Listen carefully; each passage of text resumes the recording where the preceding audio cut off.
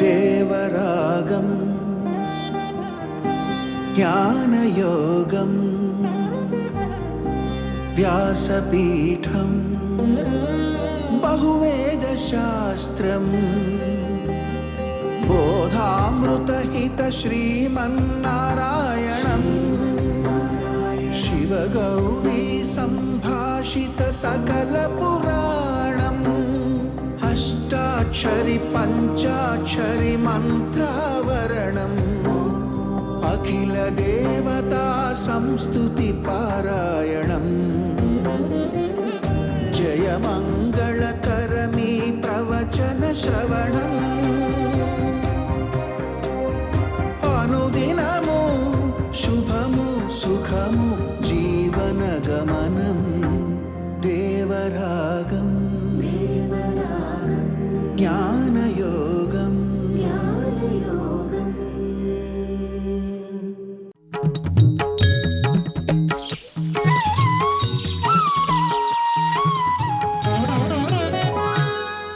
ఆపదామపహర్తారం దాతారం సర్వసంపదా లోకాభిరామం శ్రీరామం భూయో భూయో నమామ్యహం. జయ శ్రీమన్నారాయణ. ప్రియ భగవద్బంధువులారా, భగవంతుడు 9వ అధ్యాయంలో ఎలా జ్ఞాన యజ్ఞంతో లోకులు తనని ఉపాసన చేస్తూ ఉంటారు అనే విషయాన్ని చెప్పాలి అని 4 శ్లోకాలు చెప్పాడు 9వ అధ్యాయంలో. మొట్టమొదట ఆయన ఏకత్వేన మాం ఉపాసతే, నేను ఒక్కడినే అని నా ఏకత్వాన్ని తెలుసుకుని ఉపాసన చేస్తారు. ఏకత్వం చెప్పాల్సి వచ్చింది. పృథక్త్వేన విశ్వతోముఖమై ఉన్నాను కనుక, దేనికి సంబంధించినటువంటి తత్వంతో ఉండే అనేక రూపాలకి నేనే ఆధారమై ఉన్నాను కనుక, అన్నింటికి లోపల ఆధారంగా ఉండే నడిపే తత్వంగా ఉండే నేను ఒక్కడినే. అన్ని వాడే కాదు, అన్నింటికీ వాడు. తేడా తెలియాలి. ఆయన సూత్రము, ఆయన మీద ఆధారపడ్డ మణులు అనేకము, అవి విశ్వతోముఖముగా ఉన్నవి, దేనికదే పృథక్త్వం కలిగినది, బహుధా దేని ఆకారం దానికి ఉన్నది. కానీ ఒకటే మాల అని మనం అంటాము. నా మీద ఆధారపడి ఉన్నాయ్యా, నేను ఏకము. నా మీద ఆధారపడ్డవి అనేకములు, విశ్వతోముఖమై ఉన్నాయి అని వాటిని గురించి చెప్పడానికి అహంకర్తరహం యజ్ఞ అని ప్రారంభం చేసి, క్రతువులు తానే, ఆ క్రతువులకి ఆధారమైనటువంటి వ్యక్తులు తానే, అందరితోటి బంధము కలిగి ఉన్నవాడిని అన్ని రకాలుగా తానే అని 3 శ్లోకాలు చెప్పాడు. ఇక 4వ శ్లోకంలో, అంటే 19వ శ్లోకంలో ఆయా వస్తువుల ద్వారా జరిగేటటువంటి ప్రవృత్తులు కూడా తన ఆధీనంలోనే ఉంటాయి అనే విషయాన్ని స్పష్టం చేస్తున్నాడు. చూద్దాం 19వ శ్లోకాన్ని. తపామ్యహం అహం వర్షం నిగృహ్ణామి ఉత్సృజామి చ అమృతం చైవ మృత్యుశ్చ సదసచ్చాహం అర్జున. అర్జున, తపామి అహం, ఈ లోకాలన్నింటికీ కూడా ఎండనిచ్చేది సూర్యుడు, తపింపచేసేవాడు సూర్యుడు. కానీ ఆ సూర్యుడికి ఆ శక్తిని ఇచ్చేదెవరు? అది మనకి అక్కడ దాకా వెళ్ళాలి. సూర్యుడి ద్వారా ఆ తపింపచేసే ప్రవృత్తికి ఆధారం ఎవరు? అది నేను అని చెప్తున్నాడు ఆయన. తపామి అహం సూర్యుడి ద్వారా లోకానికి తాపాన్ని ఇచ్చేవాడిని కూడా నేనే. మనం గతంలో చెప్పుకున్నాం, 15వ అధ్యాయంలో తర్వాత చెప్తాడనుకోండి. సూర్యుడి ద్వారా లోకాల్ని ప్రకాశింపచేసేది నేనే. సోమో భూత్వా రసాత్మక, చంద్రుడి ద్వారా ఔషధులకి శక్తినిచ్చేది నేనే. అగ్ని ద్వారా రకరకాల రూపాలు భూమి మీద మార్చేది నేనే. పుష్ణామి చ ఓషధీ సర్వాః సోమో భూత్వా రసాత్మక. ఇవన్నీ నేనే చేస్తున్నానని ఆయన తర్వాత చెప్తాడనుకోండి. దాన్ని ఇక్కడ ప్రస్తావన చేస్తున్నాడు మొట్టమొదటి 9వ అధ్యాయంలో. అంటే మామూలుగా అయితే అసలు 9వ అధ్యాయం పూర్తవగానే భగవద్గీత పూర్తి అయిపోయినట్టే. ఇక్కడే చెప్పాల్సినవన్నీ పాపం చెప్పేసి ఆయన పూర్తి చేసేసాడు. తర్వాత అర్జునుడికి డౌట్ వచ్చింది, ఏమిటి నువ్వు ఇంత గొప్పవాడిగా ఉంటావా, ఇంకా ఎలా ఉంటావా అన్నాడు. ఇంకా ఎలా ఉంటానో చెప్పాలి, తన విభూతి విస్తర యోగా అని చెప్పాడు ఆయన. నిజంగా ఇవంతా నువ్వు చెప్పినట్టుగా ఉన్నదేనా, లేకపోతే నేను వింటున్నాను కదా అని అన్నాడు ఆయన. అంటే కాదురా నేను ఉన్నాను, అయితే నాకు చూపించు అని అడిగాడు ఆయన. సరే చూపిద్దాం అని అంటే వాడికి కనిపించలే. తానే కళ్ళు ఇవ్వాల్సి వచ్చింది, అప్పుడు చూపించాల్సి వచ్చింది. భయపడ్డాడు. అప్పుడు పూర్తిగా నమ్మాడు ఆయన. నమ్మాడు కనుక మళ్ళీ చెప్పడం బాగుంటుంది కదా అని మళ్ళీ పాపం చెప్పడం ప్రారంభించి, తర్వాత మళ్ళీ 11 అవి పూర్తయ్యాక 12 దిగించి 13, 14, 15, 16, 17, 18 ఈ ముందు చెప్పినటువంటి అంశాన్ని అంతటిని మళ్ళీ కన్సాలిడేట్ చేసుకుంటూ చివరి దాకా 18 దాకా మళ్ళీ చెప్పాల్సి వచ్చింది. లేకపోతే 9వ అధ్యాయం పూర్తయ్యేటప్పటికి మన్మనాభవ మద్భక్తో మధ్యాజీ మా నమస్కరు అయిపోయింది. అక్కడితోటి పూర్తి అయిపోయినట్టే. విషయం చెప్పాల్సిందంతా కూడా అన్నమాట. అంచే తర్వాత చెప్పాడు అవన్నీ. ముందర వాటిని సూచన చేయాలి కనుక ఇక్కడ సూచన చేస్తాడు. తపామ్యహం, సూర్యుడిలో ఉండి యదాదిత్యగతం తేజ జగద్భాసయతే తేజో విద్ధి మామకం. సూర్యుడిలో ఉండే తేజస్సు నేనే, అతని ద్వారా తపింపచేసేది నేనే. అంచేత తపామ్యహం, నేనే తపింపచేస్తున్నా. అహం వర్షం నిగృహ్ణామి ఉత్సృజామి చ, నీళ్ళని ఆవిరిగా మార్చి ఈ తాపం చేత వాటిని ఒక చోట పరిశుద్ధం చేసి మేఘరూపంగా మార్చి తిరిగి మళ్ళీ లోకంలోకి విసర్జించడము అనేటటువంటిది నేనే చేస్తున్నానయ్యా. మేఘాల్లో ఉండి ఇదంతా చేయాలంటే సూర్యుడు కావాలండి. ఆయన యొక్క తాపం ఉన్నప్పుడే నీళ్లు ఆవిరిగా మారుతాయి. ఆవిరిగా మారితేనే తర్వాత మేఘాలు అవుతాయి. మేఘాలు అవుతేనే అవి వర్షం ఇస్తాయి. వాన ఇస్తేనే మనకి తాగడానికి యోగ్యమవుతుంది, మనకి బతుకు ఉంటుంది. లేకపోతే మనకి అసలు బ్రతికే లేదు, జీవితమే లేదండి నీళ్ళు లేకపోతే. ఇప్పుడు చంద్రుడి మీద మనుషులు ఎందుకు లేరు? నీళ్లు లేవు కనుక. మంగళగ్రహం మీద మనుషులు ఎందుకు లేరు? నీళ్ళు లేవు కనుక.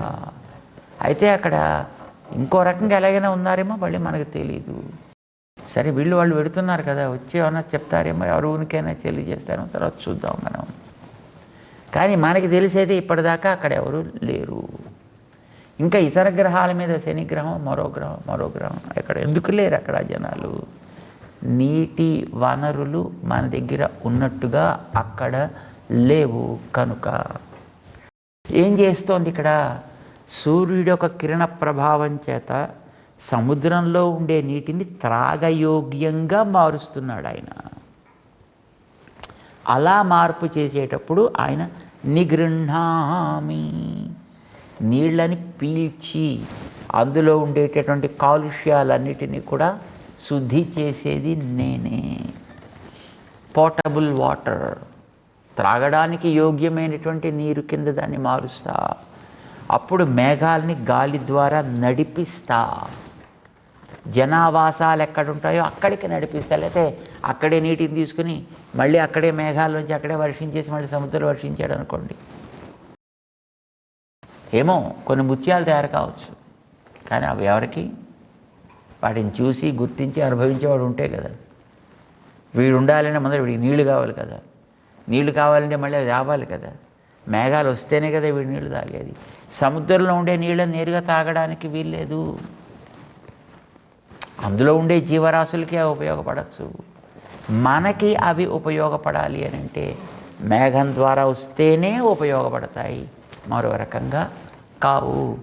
అందుకోసమని ఈ జీవుల మీద ఉండేటటువంటి సంబంధ విశేషం చేత ఆయనే నేనే గతిర్భర్త ప్రభు సాక్షి నివాస శరణం సుహృత్ అహమేవ పిత మాత ధాత పితామహ ఇవన్నీ ఆయనే చెప్పుకున్నాడు కనుక ఇన్ని రకాల బంధుత్వాన్ని నేను వీళ్ళతో పెట్టుకున్నాను కనుక ఆ బంధుత్వాన్ని నిలపకోవడం కోసం నిగృహ్ణామి ఉత్సృజామి, వాటిని నేను పీల్చుకుంటా, శుద్ధి చేసుకుంటా. ఉత్సృజామి, బాగు చేసినటువంటి నీటిని మేఘాలతోటి, ఈ మేఘాలు సముద్రంలోనే కురిసి అక్కడే మళ్ళీ వ్యర్థమైపోకుండా ఇది బయటికి పోయి ఆవాసాలు ఉండేటటువంటి స్థానాల్లో అక్కడికి వెళ్ళి వర్షించేటట్లుగా నేనే ఉత్సృజామి, మేఘానికి అంతర్యామిని నేనే,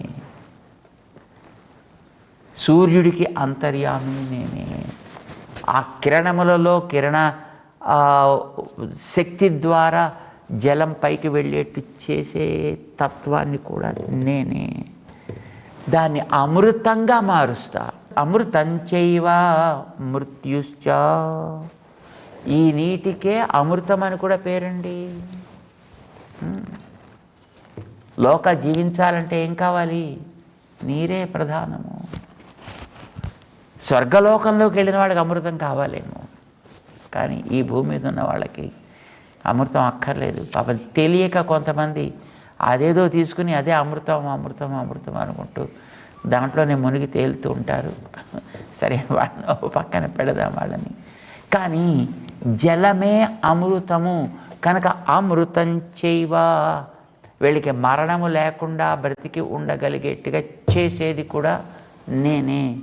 మృత్యుశ్చ, దాన్ని సవ్యంగా వాడుకోకపోతే, లేదు కొందరికి సమయం పూర్తయితే వీళ్ళని తిరిగి కంటికి తీసుకువెళ్ళడానికి, మళ్ళీ వాళ్ళని రీసైకిల్ చేసి ఎక్కడో ఇంకొక చోట నుంచి రాపించడానికి పుట్టించడానికి కూడా మూల ప్రక్రియ అయినటువంటి మృత్యుశ్చ అహమేవ, ఆ మృత్యువుని కూడా సత్ అసత్ చ అహమర్జున, వాడే ఈ లోకాలకి ఇన్ని రకాల ఉపకారాలు చేసేది. ఇవి కేవలం ప్రదర్శనార్థం అని అంటారన్నమాట. ఊరికే మనకి తెలియడం కోసమే ఒకటి రెండు క్రియలు చెప్తున్నారే తప్ప అంతకే వాడు పరిమితుడై ఉంటాడు అని తాత్పర్యం కాదు. మనకి తెలియడం కోసం కొన్ని చెప్పాలి, ప్రధానమైనటువంటి చెప్పాలి. అందుకోసం మనకి సూర్యుడు ప్రధానం, నీళ్లు ప్రధానం, మేఘాలు ప్రధానం, తాగుడు అంటే వాటిని మనం ఆహారంగా తీసుకోగలగడం అనేటువంటిది ప్రధానము. అందుకోసం అంతవరకు తాను చెప్తున్నాడు. ఇలాంటి మిగతా ప్రక్రియలన్నీ కూడా అనేది నువ్వు గుర్తించవాయా. ఇలాంటి ప్రక్రియలు అంటే సత్ అసత్ చ అహమర్జున. సత్ అంటే ఇట్లాంటి మనకి ప్రత్యక్షంగా కనిపించేవేవో అవి. అసత్ ఇలాంటివి ఇదివరకు ఎన్నో జరిగాయి భూతకాలంలో, రాబోయే కాలంలో ఎన్నో జరుగుతాయి. అవన్నీ కూడా అసత్, మనకి ప్రమాణానికి అందేవి కావు. సత్ ఇప్పుడు మనకి ప్రమాణానికి అందుతున్నవి కొన్ని ఉన్నాయి. సత్ అంటే ప్రమాణ ప్రతిపన్నము అని అర్థం. అసత్ అంటే ప్రమాణానికి అందనటువంటిది అర్థం. అదొక ప్రక్రియ కావచ్చు, మరొకటి కావచ్చు. అంటే ఇప్పుడు జరుగుతున్నవి, ఇదివరకు జరిగినవి, ఇహ ముందు జరగబోయేటటువంటివి ఎన్నెన్ని రకాలైనటువంటి ప్రక్రియలు ఉన్నాయో అవన్నీ కూడా అహమేవా అర్జున అంటూ మొత్తం అన్నింటికీ ఒకటే, తనే కారణము అంటూ జగత్ కారణత్వాన్ని సుస్థిరంగా భగవంతుడు శ్రీమన్ నారాయణ తత్వంగా ఆయన ప్రతిపాదన చేస్తున్నాడు ఈ 9వ అధ్యాయంలో. అంటే ఇందులో ఏం చెప్పినట్టు ఎందుకని? అన్ని కదిలే కదలని వస్తువులకి తనే ఆధారం అని చెప్పాడు. వాటి వల్ల జరిగేటటువంటి ప్రక్రియల ద్వారా ఈ ప్రపంచపు నడక సాగుతోంది అంటే ఆ ప్రవృత్తులన్నీ నా ఆధీనమే అని చెప్పాడు. వస్తువులు నా అధీనం, వస్తు ప్రవృత్తులు నా అధీనం. ఈ రెండు కూడా నడిపేటటువంటి తత్వాన్ని నేనే, కలిపేటటువంటి తత్వాన్ని నేనే. ఇది తను చెప్పుకున్నాడు. విశ్వతోముఖ స్వరూపాన్ని చూపించాడు ఆయన. అంటే ఇప్పుడు ఆయన విశ్వతోముఖుడు కనుక అన్నిట్లోనూ ఉన్నవాడు, కానీ ఒక్కడై ఉన్నవాడు. ఒక్కడంటే అద్వైతం. ఇన్ని రకాల ప్రక్రియలు చేసేవాడు రెండవ వాడు లేడు. అందుకోసం అది ఏకతత్వము. దానిలో ఉండేటటువంటి ప్రవృత్తి ప్రభావము ఏకత్వము. కానీ ఆ ఏకత్వం అనేటటువంటిది శుద్ధ ఏకత్వం కాదు, అది శుద్ధ అద్వైతం కాదయా. అది కొన్నిటితో కూడుకున్నటువంటి విశిష్టము. అది ఎన్నిటితో విశిష్టము. వైదిక ప్రక్రియలు, లౌకిక ప్రక్రియలు, రకరకాల బంధుత్వాలతోటి కలిగిన ప్రక్రియలు, వాటి వల్ల జరిగేటటువంటి యాక్టివిటీస్, ఇవన్నిటినీ కూడా తనదిగా తనతో కలిగి ఉన్నటువంటి ఏకతత్వం.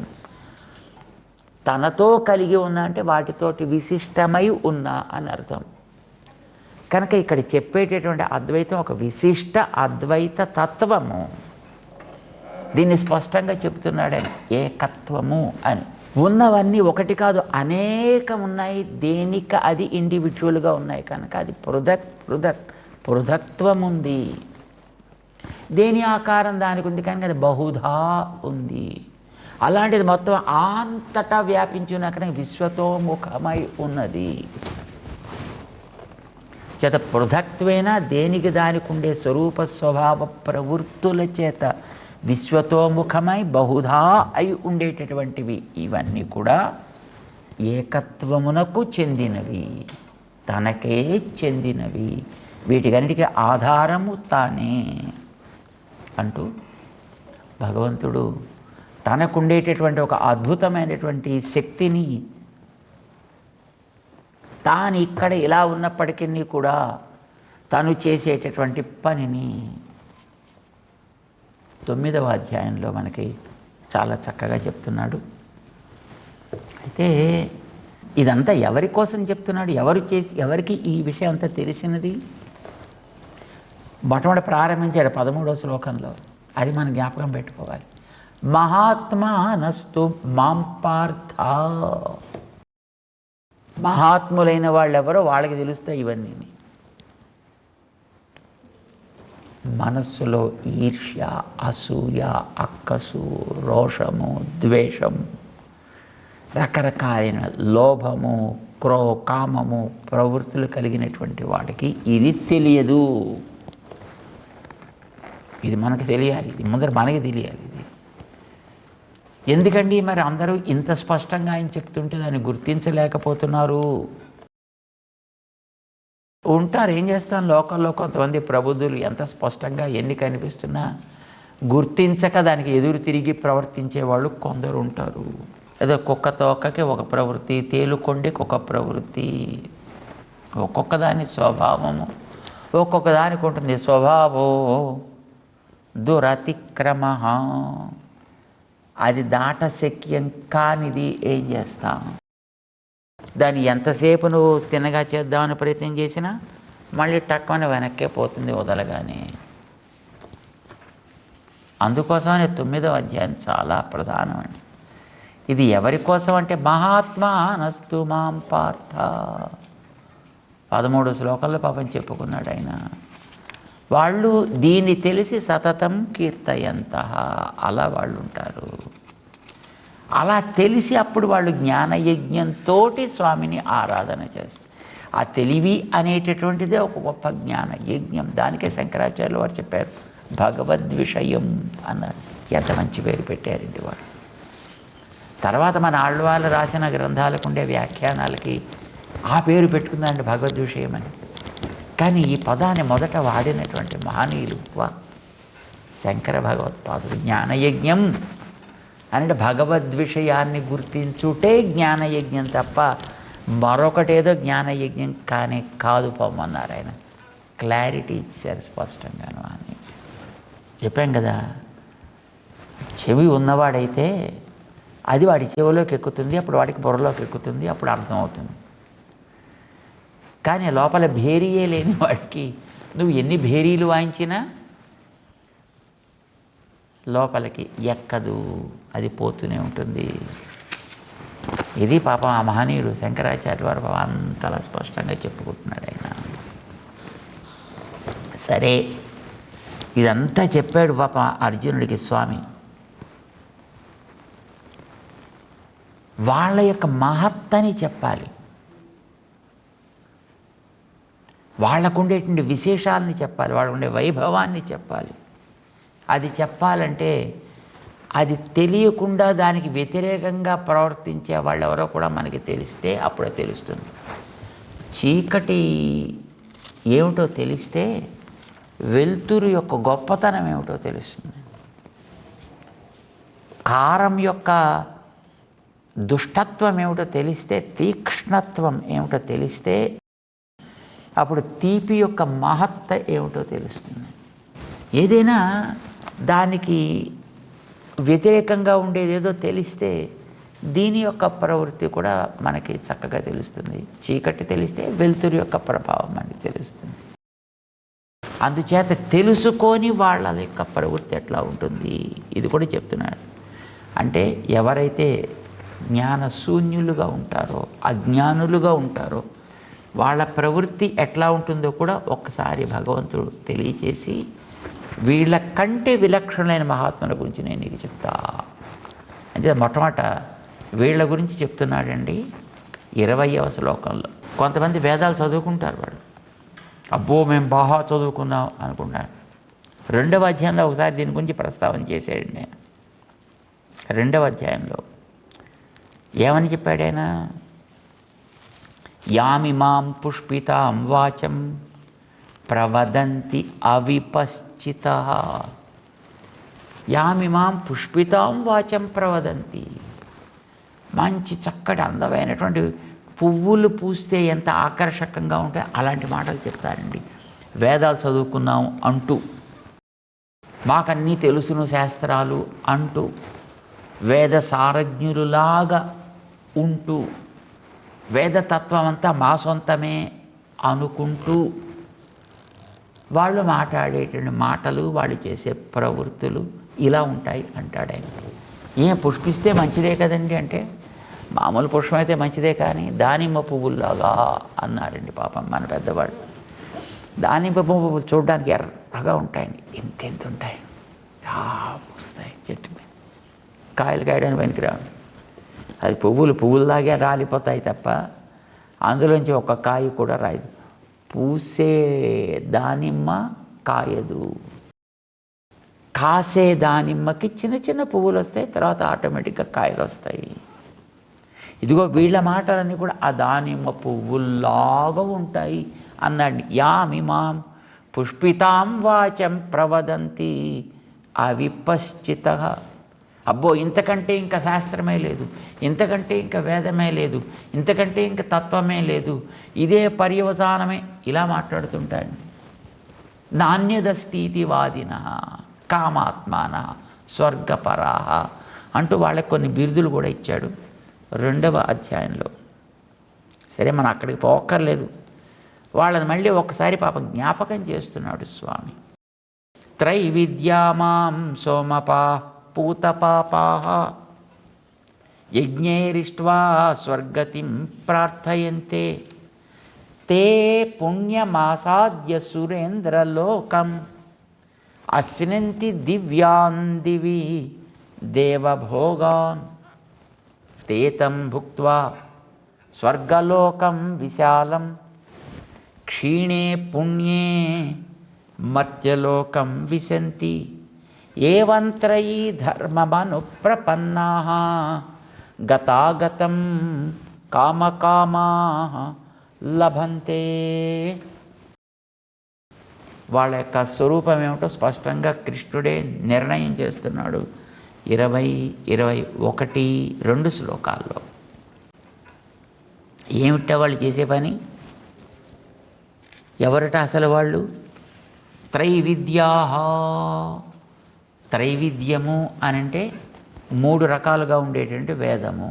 దాంట్లో ఉండే తత్వాన్ని వాళ్ళు తెలుసుకుంటున్నారు. ఏమేమిటది? ఋగ్ యజుస్ సామ రూపంలో ఉండేటటువంటి ఆ విజ్ఞానం ఉందే, దీన్ని వాళ్ళు పాపం తెలుసుకుంటారు. తెలుసుకొని పాపం దాని ఫలితాన్ని అందకుండా నశిస్తూ ఉంటారు. ఏం తెలుసుకుంటారు? ఎందుకు పాపం వాళ్ళ మీద అంత జాలి పడుతున్నాడు ఈయన కృష్ణుడు? తెలుసుకుంటూ మనం కూడా ముందుకు సాగుదాం. జై శ్రీమన్నారాయణ.